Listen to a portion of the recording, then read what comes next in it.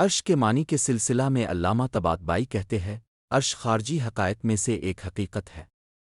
اس کے باوجود کہ خداوند متعال کے اپنے مکھ پر احاطہ کرنے کی تدبیر کی ایک مثال ہے، اس پر بھی دلالت کرتی ہے کہ اس میں ایک حقیقت بھی کارفرما ہے، اور وہ حقیقت وہی مقام ہے جے پر تمام امور کی باغ ڈور ہے۔ بظاہر سورہ مومن کی آیت نمبر 7، سورہ حاقہ کی آیت 17 اور سورہ زمر کی آیت 74 سے معلوم ہوتا ہے کہ عرش خارجی حقائق میں سے ایک حقیقت ہے۔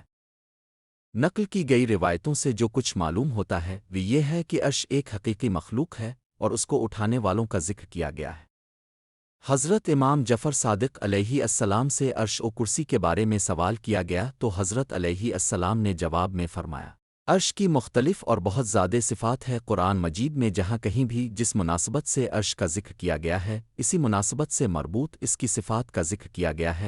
میں عرش اس معنی میں ہے کہ خداوند متعال اپنے مکھ پر احاطہ رکھتا ہے اور یہ اشیاء کی کیفیت کا علم ہے۔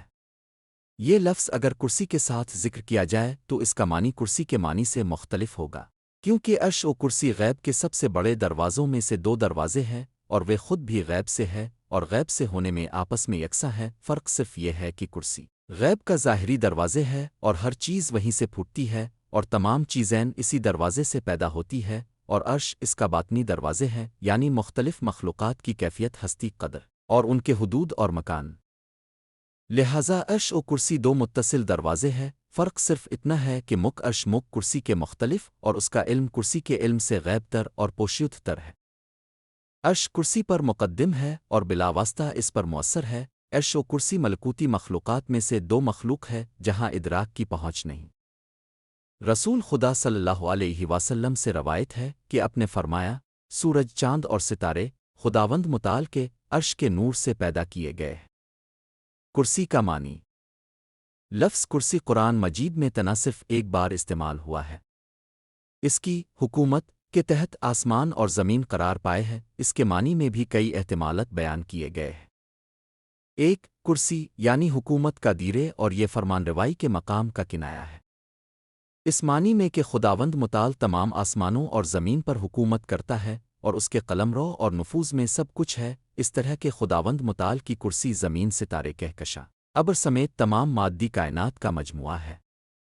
کرسی کے اس معنی کے مطابق عرش کو عالم مادے سے ایک مرحلہ برتر اور عالی تر ہونا چاہیے۔ اس صورت میں عرش کا معنی عالم ارواح، فرشتے اور ماورائے فطرت عالم ہے۔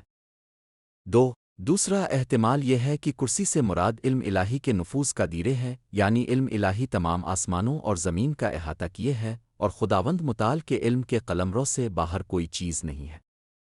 یہ نظریہ امام صادق علیہ السلام کی اس روایت کی تائید کرتا ہے کہ امام سے سوال کیا گیا کہ یا شریعہ میں کرسی سے کیا مرا ہے؟ آپ نے فرمایا، اس خدا کا علم ہے۔ امام صادق علیہ السلام نے اسی طرح کرسی کے معنی کے بارے میں فرمایا، کرسی خدا کا مخصوص علم ہے کہ اس سے کوئی شخص حتیٰ کہ انبیاء بھی اگائے نہیں ہے۔ 3، کرسی کے معنی میں تیسرا احتمال یہ ہے کہ کرسی تمام آسمانوں اور زمین سے وسیع تر ایک مخلوق ہے جس نے ہر طرف سے ان کا احاطہ کر رکھا ہے۔ حضرت امام علی علیہ السلام سے کرسی کے بارے میں سوال کی گیا تو حضرت نے جواب میں فرمایا، کرسی تمام زمین و آسمان اور جو کچھ زمین کی گہرائیوں میں موجود ہے ان پر احاطہ رکھتی ہے۔ البتہ جیسا کہ ظاہر ہے اس روایت میں بھی کرسی ایک حقیقی مخلوق مانی گئی ہے۔